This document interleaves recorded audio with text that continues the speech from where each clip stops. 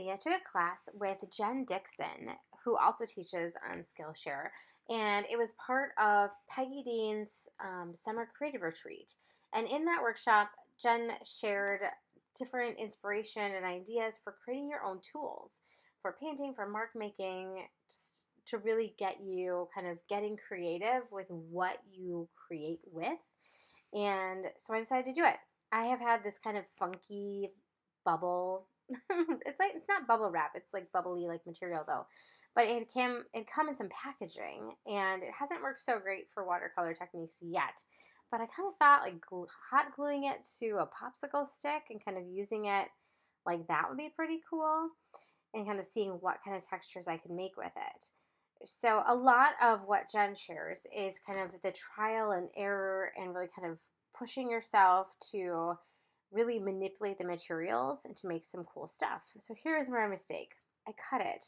And when I cut it this way, it actually deflated all the bubbles. But I decided to just embrace it because it could still make a cool mark and be a neat way to apply paint to paper. So I'm just using my hot glue gun to kind of seal up the last bits of it. And now it's kind of more like a bunch of saran wrap, plastic wrap, but I decided to run with it anyway.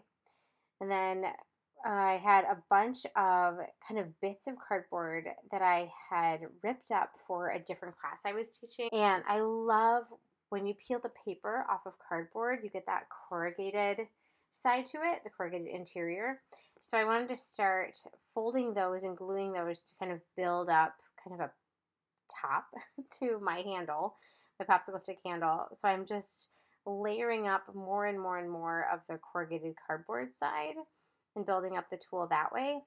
Jen did a really cool thing where she like did something kind of sort of similar, but then she used another tool that she had made with toothpicks to kind of like create the edges of this. I'm definitely excited to explore more of that down the road, but for a first start in creating my own tools, this was really fun. So this one was just kind of like a wispy sort of corrugated stiff thing. And then I had some paper left over that I had torn off from the cardboard. So I decided to roll that up to kind of create, sort of kind of a toothbrush style thing and then glue a popsicle stick into there. And then, just be careful if you're doing this. Hot glue is very hot and you do want to make sure you're not injuring your fingers.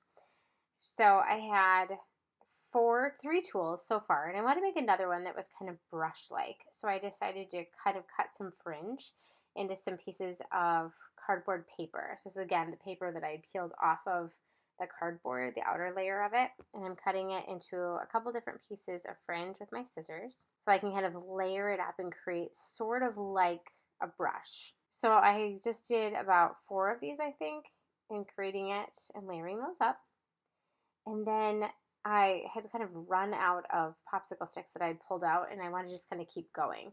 So I decided to kind of seal it up and kind of create the top part, burning myself a couple times with the hot glue. But it created this nice opening in the bottom, and I have this old toothbrush. I use the bristle end to do kind of splattering and texturing in my paints, but I thought the other end would make a nice handle. So now it's kind of a dual tool, which is pretty cool. So I hot glued my bristles to the end of that. And these are the 4 tools that I've created that I'm going to work with.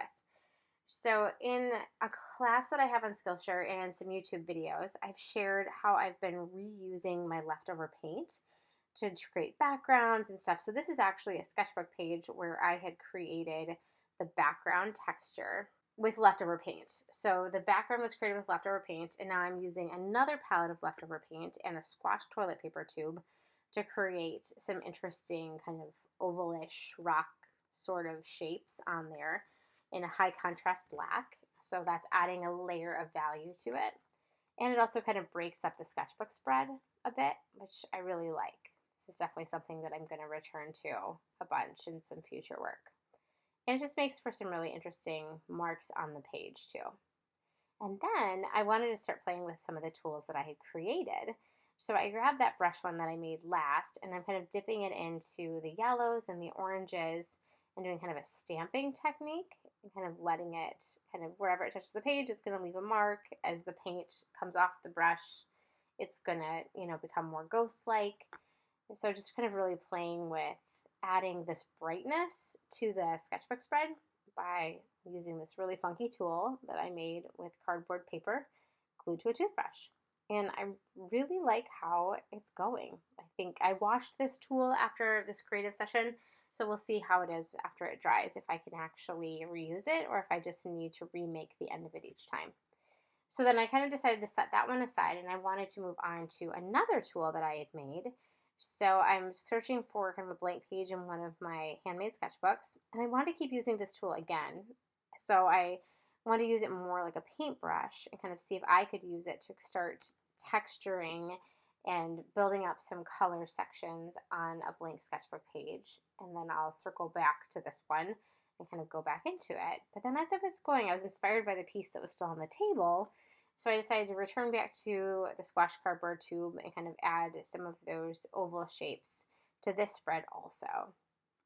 This is definitely far from done, although it could be done in its like simplistic sense, but I think I'll probably end up working back into this page with some markers. But I really enjoyed the bright color that my toothbrush brush tool was able to add to it, and then the high contrast of the stamped squash paper towel shapes.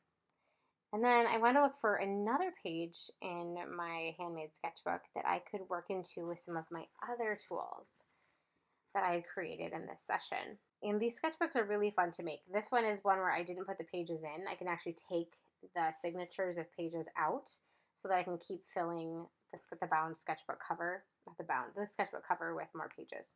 So for this one, I'm using my deflated bubble sheet, and I'm just scraping it through the leftover greens and kind of getting it it's doing a dry brush effect, which is really cool. I really liked that because of the way the plastic was, because it wasn't absorbing the paint at all, that anything I put down, anything that I like swiped it through was going to end up on the page when I moved it over and kind of brushed it along the page.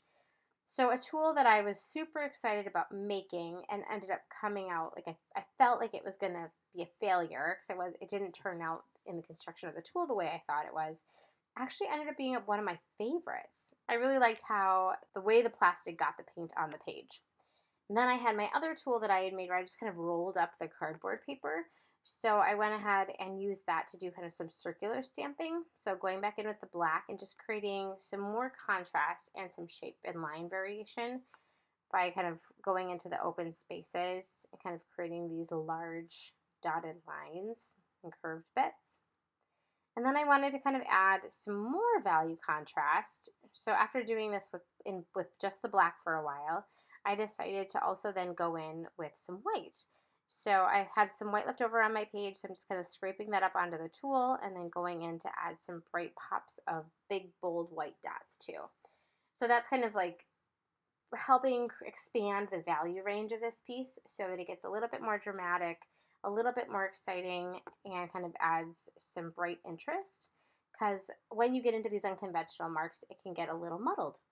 So I hope you enjoyed checking out some of the tools that I made inspired by Jen Dixon's class and working back into backgrounds that I created using leftover paint. Check out my other videos for more, and I'll see you next time.